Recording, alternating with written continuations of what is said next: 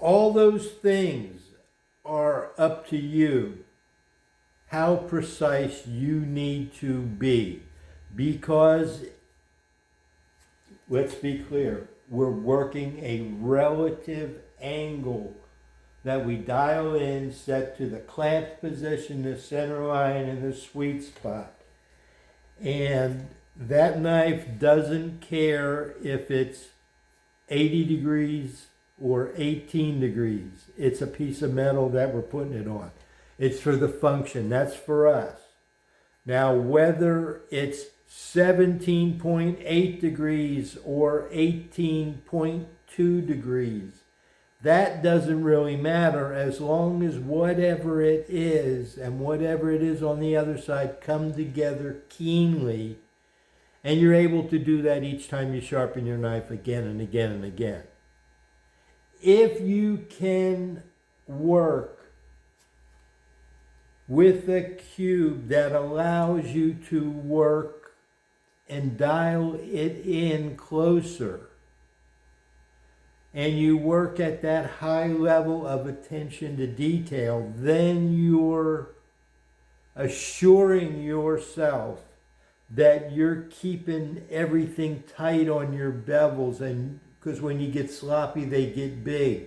The angle is more like this instead of like this, if you get what I'm telling you.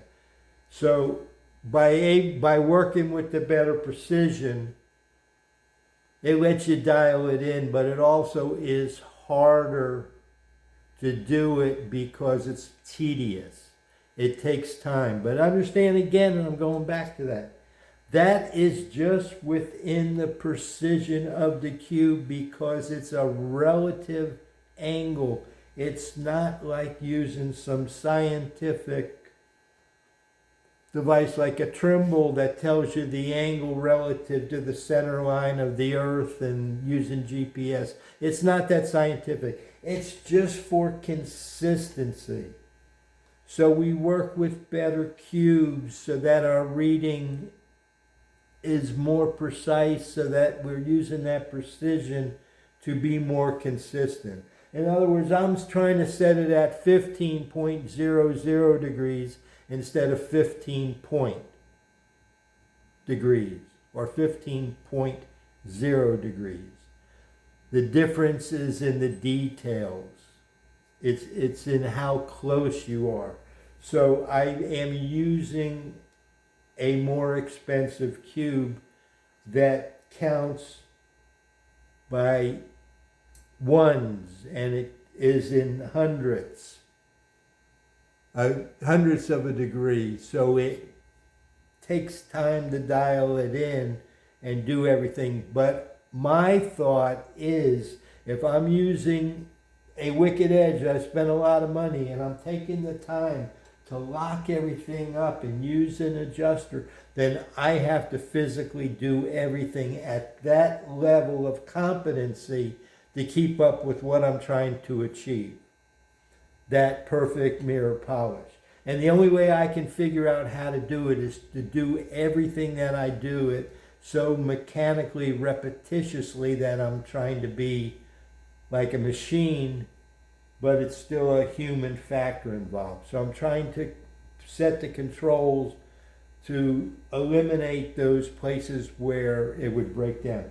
Loosen, the wrong angle, off a little bit. Everything we're working at very close detail. So now it's on me and my finger hold and my regimen and technique to do the best I can. But for the same reason, when you work at that level of consistency and regimen, then you can start seeing the difference in what you're doing and try different things and draw conclusions so you can make a statement about what you're learning by sharpening so that you can do a better job when you sharpen.